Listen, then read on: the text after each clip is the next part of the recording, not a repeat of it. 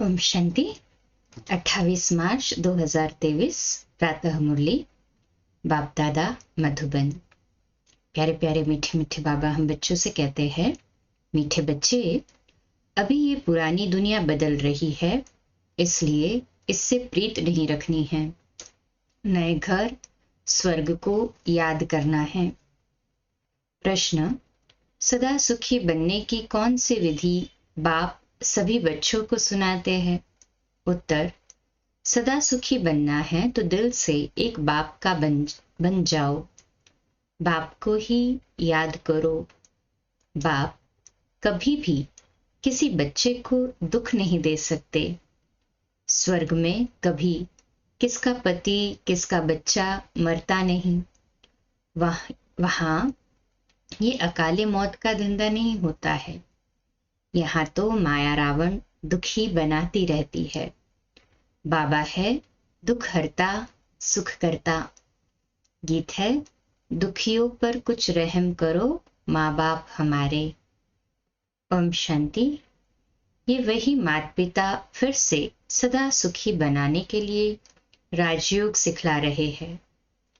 जैसे कोई बैरिस्टर बनने की नॉलेज देते हैं। अभी ये है बेहद के माता पिता, स्वर्ग के रचयिता। वह बैठ बच्चों को स्वर्ग का मालिक बनाने लिए शिक्षा देते हैं। ऐसा तो कोई कॉलेज नहीं होगा जिसमें स्वयं भगवान बैठ पढ़ाए। यहाँ खुद भगवान बैठ पढ़ाते हैं, भगवान भगवती बनाने। सतयुग में श्री लक्ष्मी नारायण को भगवान भगवती कहा जाता है। नई दुनिया का मालिक किसने बनाया? वह सतयुग के मालिक थे। भारत में सतयुग आदि में देवी देवताओं का राज्य था। अभी है कलयुग, देवताओं का राज्य ही नहीं। देवताओं से सब बदल कंगाल मनुष्य बन गए हैं। देवताएं तो बहुत धनवान सुखी थे। अभी कलयुग का अंत होने के कारण सब मनुष्य बड़े दुखी है। लड़ाई लगेगी, मनुष्य बड़ी त्राही त्राही करेंगे, बहुत दर बदर होंगे। मनुष्य बिल्कुल निधन के है, क्योंकि स्वर्ग के सुख देने वाले माँ बाप को जानते ही नहीं। तुम उस माता पिता के बने हो। तुमको माता पिता से अतः सुख मिलते हैं। मिल रहा है ना अतः सुख? कहे हाँ जी बाबा। मनुष्य जो भक्ति करते हैं वह कोई भगवान को याद नहीं करते।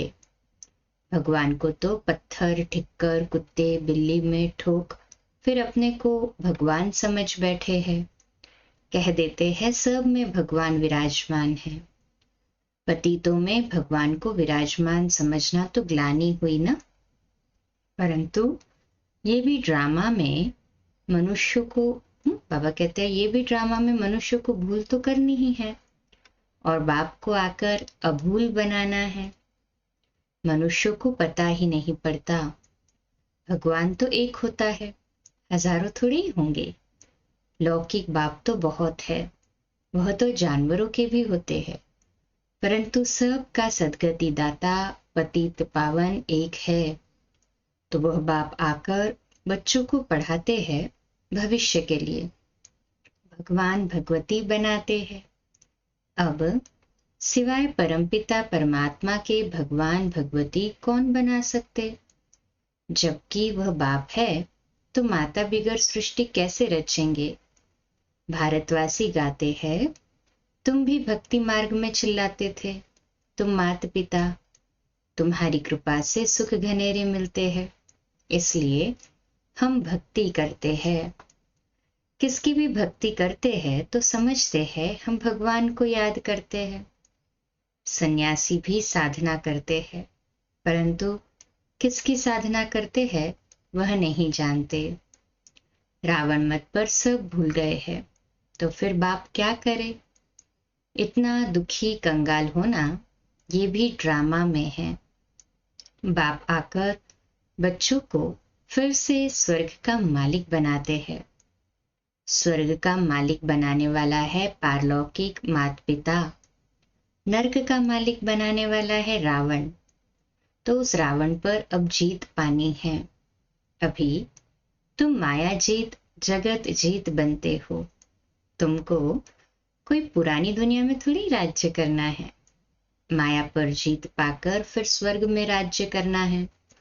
माया से हारने से नरक में आ जाते हैं। ये बातें और कोई मनुष्य समझा नहीं सकते, न वह किसको पावन बना सकते हैं। सारी दुनिया पतित है, विष से पैदा होते हैं। देवी देवता तो सर्वगुण संपन्न 16 कला संपूर्ण है, वहां विष का नाम ही नहीं। भगवान को कोई भी जानते नहीं, तो उनको गुरु करने से क्या फायदा। न खुद भगवान से मिल सकते, न औरों को मिला सकते।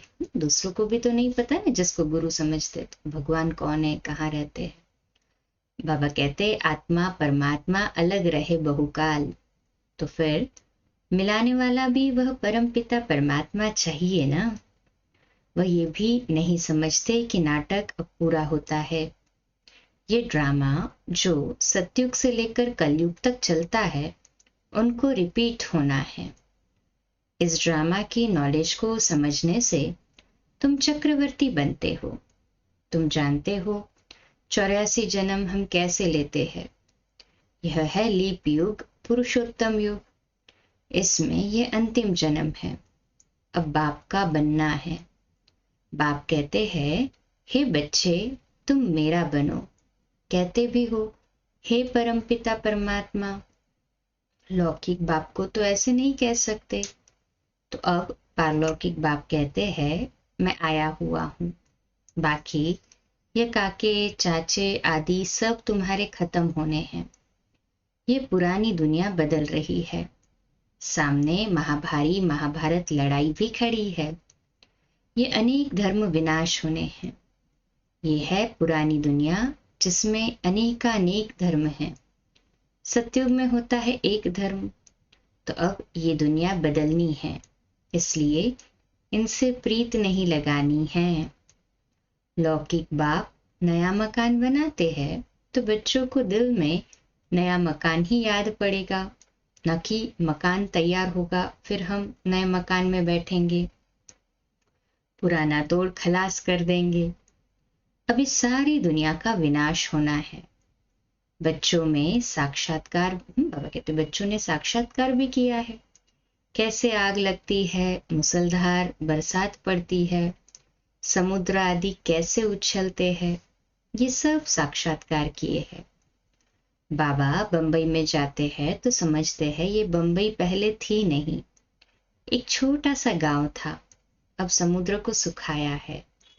हिस्ट्री रिपीट होगी तो फिर ये इतनी बॉम्बे नहीं रहेगी। सतयुग में कोई बॉम्बे गांव होता नहीं। ये अमेरिका आदि क्या है, एक ही बम से सब खत्म हो जाएंगे। हिरोशिमा में जब बम लगाया क्या हो गया, जब जापान के हिरोशिमा नागासाकी में बॉम्ब गिरा तब सब खत्म ना, शहर का शहर खलास हो गया।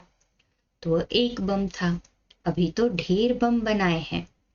कहते भी है बाप आए हैं नई दुनिया स्थापन करने। इनको पुराना नरक रावण बनाते हैं। ये भारतवासी नहीं जानते।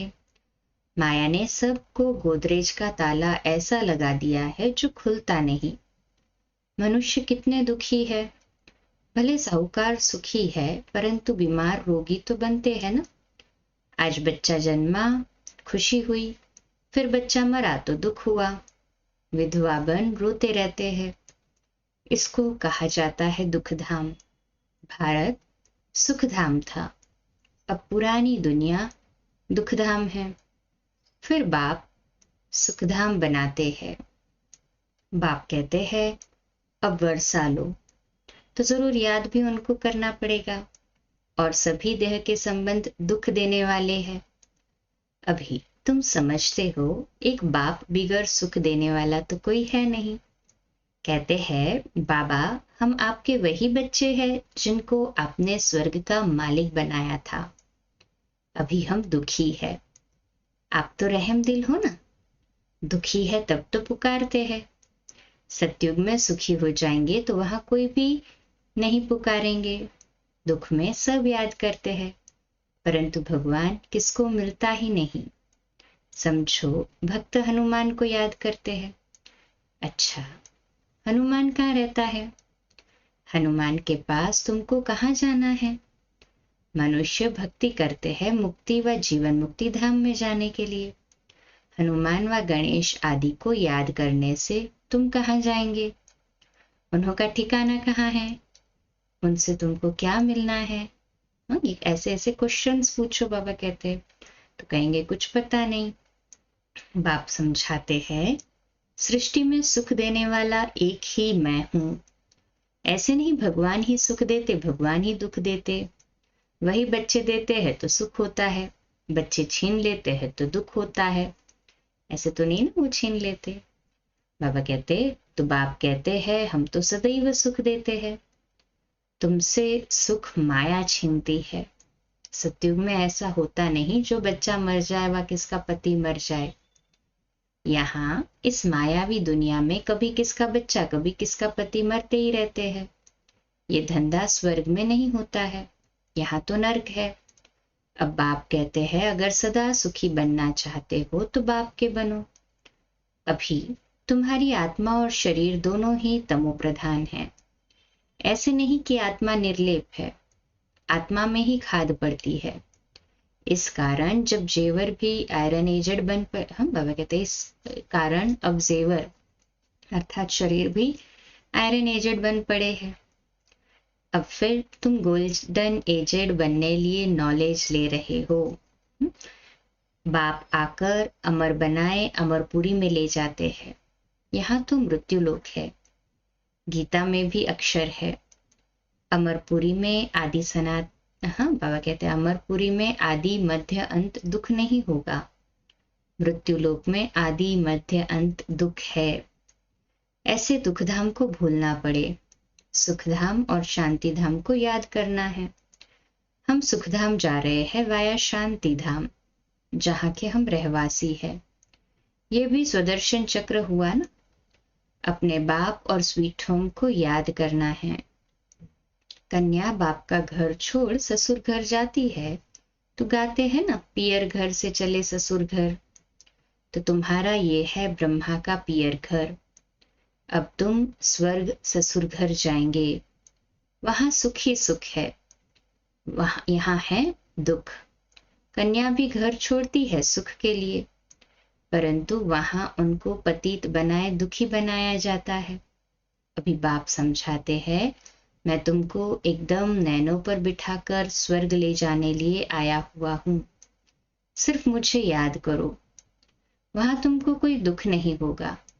बच्चों ने देखा है श्री कृष्ण का जन्म कैसे होता है। पहले से ही साक्षात्कार होता है। जब शरीर छोड़ना होता है तो उसी समय साक्षात्कार होता है। हम ये शरीर छोड़ जाकर प्रिंस बनेंगे।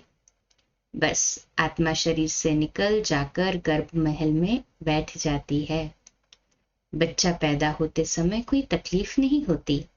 वहां गर्भ महल में तुमको सुख ही सुख होगा। यहाँ तो गर्भ जेल भी है, और जो चोरी पाप करते वे भी गवर्नमेंट की जेल में जाते हैं। यहाँ यह दोनों जेल नहीं होती। सतयुग में वहां पे तो ना गर्भ की जेल ना, चोरी आदि करते, चोरी आदि नहीं है, कुछ पाप ही नहीं है तो कौन सी कोई जेल ही नहीं। बाबा कहते यहाँ ये दोनों जेल है, वहां नहीं। पाप आदि कोई करते नहीं वहां, उसको कहा जाता है पुण्य आत्माओं की दुनिया। तो बाप स्वर्ग में ले जाते हैं। देखते हैं इतने सभी पुरुषार्थ कर रहे हैं तो क्यों ना हम भी बाप से वर्षा ले, सदा सुखी बने। कोई तो प्रायश्चित करते हैं कि यह कर्म बंधन कैसे छूटेगा। बच्चे नहीं होते तो अच्छा था। कोई शादी कर फिर ज्ञान में आते तो कहते पहले पता पड़ता तो शादी नहीं करते। ऐसे बहुत लिखते हैं। जिनकी तकदीर जब खुलनी है तब आते हैं। सो भी पसंदी पर है। एक सप्ताह बाप के बच्चे बनकर देखो, पसंद आए तो बनना, नहीं तो जाकर लौकिक माँ बाप का बनना। फीस तो कुछ नहीं है, शिव बाबा का भंडारा है। न कोई किताब आदि खरीद कर आते हैं, सिर्फ मुरली भेजी जाती है। रोज पुरुषार्थ करो, मुरली सुनो, अगर पसंद आए तो कंटिन्यू करो, नुकसान तो कुछ नहीं है ना। बाबा कहते हैं ना कोई फीस आदि है, फ्री ऑफ कॉस्ट है, कोई फीस दे, कोई यज्ञ में हाँ सफल करे तो भी भले, न करे तो भी भले। बाबा थोड़ी सेवा करना बंद करता है। बाप का खजाना है, वो फीस क्या लेंगे। हाँ अच्छा लगे तो गरीबों के लिए लिटरेचर छपा लेना। हम भी क्या करते हैं, सेवा में आता है तो बाबा कहते हैं सफल करना है। भारत जैसा और कोई दानी देश नहीं। बाप भी आकर भारत में दान करते हैं। तुम बच्चे भी तन मन धन बाप के हवाले करते हो, महादानी बनते हो। ये बाबा महादानी बनाना, आगे तो इनडायरेक्ट दान करते थे, अब खुद डायरेक्ट आया है। रिटर्न में स्वर्ग की बादशाही देते हैं, सस्ता सौदा है ना। फिर कहते हैं अब आप समान बनाओ, विकारों को जीतो, देही अभिमानी बनो, अपने को आत्मा समझो। गाते भी है, हाँ गाते हैं ना, अशरीरी आए थे, अशरीरी ही जाना है। पहले नंबर में देवी देवताओं की आत्माएं आई, उनके पीछे दूसरे नंबर वाले हैं। हेड है देवी देवता धर्म की आत्माएं, जो पहले आते हैं तो जाना भी पहले उनको ही है। ऑलराउंड उन्हों का पार्ट है। ये सभी बातें समझने की है। जिनके भाग्य में है वह तो झट समझ लेते हैं ना, भाग्य में नहीं है तो दिल नहीं लगती। बाप कहते हैं अब मुझे याद करो, मैं ही तुम्हारा बाप गॉड फादर हूँ। कच मच कोई गॉड थोड़ी है। ये बातें बाप बिगर कोई समझा नहीं सकता।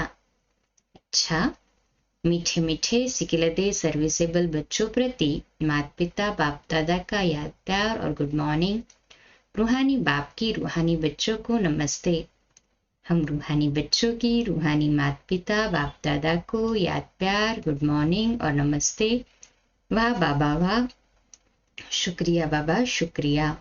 धारणा के लिए मुख्य सार है, पहली पॉइंट, तन मन धन सब बाप हवाले कर महादानी बनना है। आप सम्मान बनाने की सेवा भी करनी है और देही अभिमानी होकर रहना है। दूसरी पॉइंट, इस पुरानी दुनिया दुखधाम को भूल शांति धाम और सुखधाम को याद करना है। कर्म बंधन में कभी भी फंसना नहीं है। आज का मीठा वरदान, आने और जाने के अभ्यास द्वारा बंधन मुक्त बनने वाले न्यारे निर्लिप्त भव। तो आज का हमारा सोमान लिखने और अभ्यास करने के लिए, मैं बंधन मुक्त निर्लिप्त आत्मा हूँ। मैं बंधन मुक्त निर्लिप्त आत्मा हूँ। विश्लेषण, सारी पढ़ाई अथवा ज्ञान का सार है आना और जाना। बुद्धि में घर जाने और राज्य में आने की खुशी है, लेकिन खुशी से वही जाएगा जिसका सदा आने और जाने का अभ्यास होगा। जब चाहो तब अशरीरी स्थिति में स्थित हो जाओ और जब चाहो तब कर्मातीत बन जाओ। ये अभ्यास बहुत पक्का चाहिए। इसके लिए कोई भी बंधन अपनी तरफ आकर्षित न करे। बंधन ही आत्मा को टाइट कर देता है और टाइट वस्त्र तो उतारने में खिंचावट होती है ना। इसलिए सदा न्यारे निर्लिप्त रहने का पाठ पक्का करो। आज का स्लोगन, सुख के खाते से संपन्न रहो तो आपके हर कदम से सबको सुख की अनुभूति होती रहेगी। सुख के खाते से संपन्न रहो तो आपके हर कदम से सबको सुख की अनुभूति होती रहेगी। अच्छा, कम बोलो, धीरे बोलो, मीठा बोलो, सत्य बोलो, सोच समझकर बोलो। निमित्त भाव, निर्माण भाव, निर्मल वाणी। ओम शांति। आज का नया दिन आप सभी को मुबारक हो, मुबारक हो, मुबारक हो। शुभ दिवस। रात्रि क्लास अव्यक्त वाणी पर 9:15 बजे, कल सुबह अमृत वेला 3:30 से 4:30 और मुरली क्लास 4:45 बजे सुबह में। अच्छा, ओम शांति।